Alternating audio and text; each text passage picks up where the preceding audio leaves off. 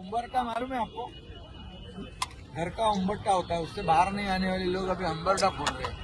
कभी क्यों?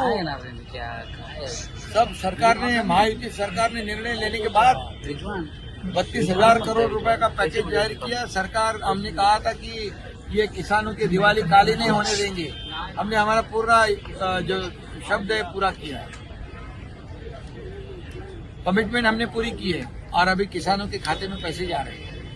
और 32,000 करोड़ जो किसानों की फसल बह गई थी, जमीन बह गई थी, पशुधन बह गया था, कई जीवित हानि हुई थी, कई लोगों के घर पर गिर गए थे, ये घरों का नुकसान हुआ था, ये सब जो है इसमें इंक्लूड किया है। और पूरी तरह किसानों के पीछे हम खड़े रहेंगे।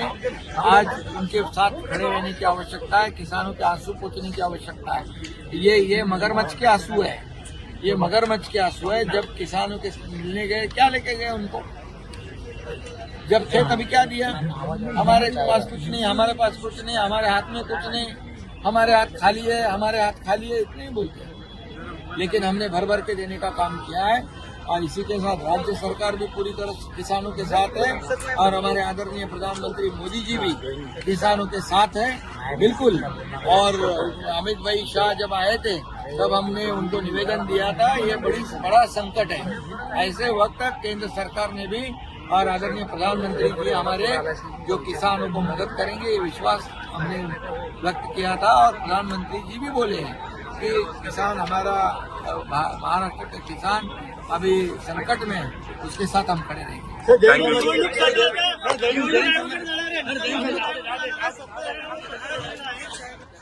अरे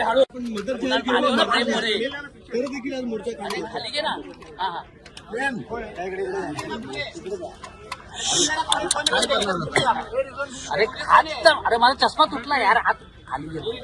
अरे पुढे ते भाऊ. हा भाई.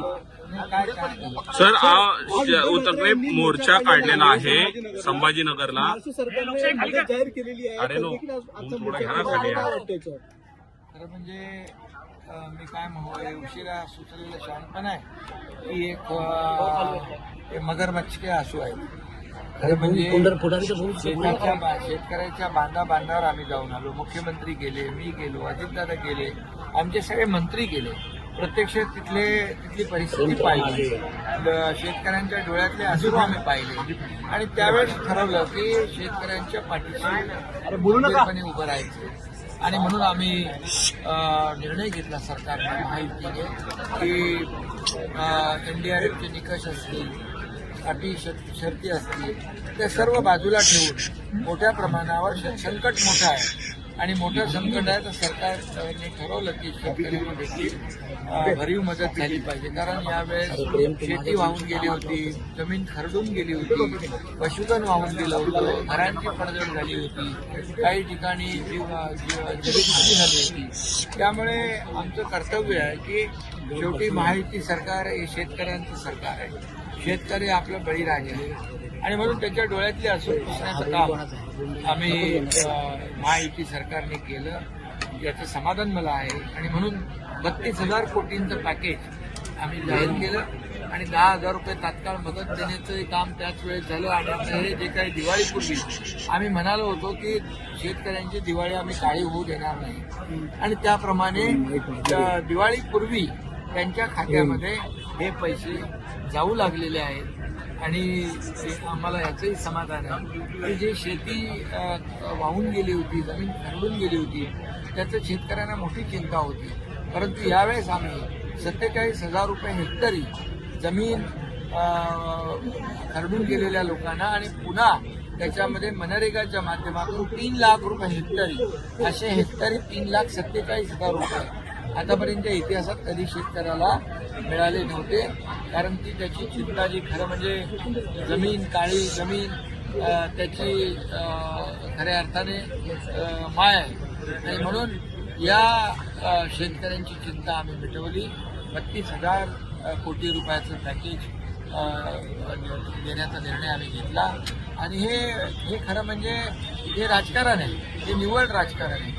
आणि तुम्ही जाताना, शेतकऱ्यांच्या बांधावर जाताना कधी काही त्यांच्या हातात काही, मी पूर्वी पण म्हणालो होतो, तर एक साधा त्या शेतकऱ्यांच्या मुलाच्या तर डोळ्यातले अश्रू पाहून तरी त्याच्या हातावर एक बिस्किटचा पुडा तरी ठेवला.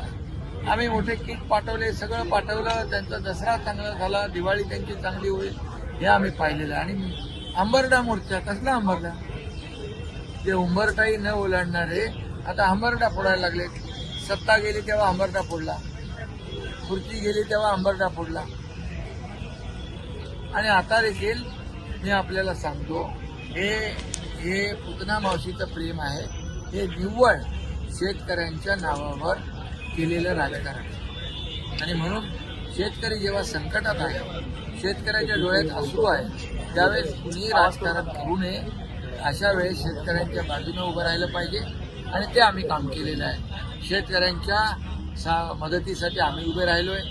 प्रधानमंत्री मोदी साहेबांनी, गृहमंत्री अमित शहा साहेबांनी देखील एक विश्वास दिलेला आहे की संकट मोठं आहे आणि शेतकऱ्यांच्या मागं केंद्र सरकार देखील उभं आहे. त्यामुळे महाराष्ट्र सरकारने तर मोठं पॅकेज दिलं आहे आणि शेतकरी यामधून सावरल्याशिवाय राहणार नाही आणि त्याला आधार मिळाल्याशिवाय राहणार.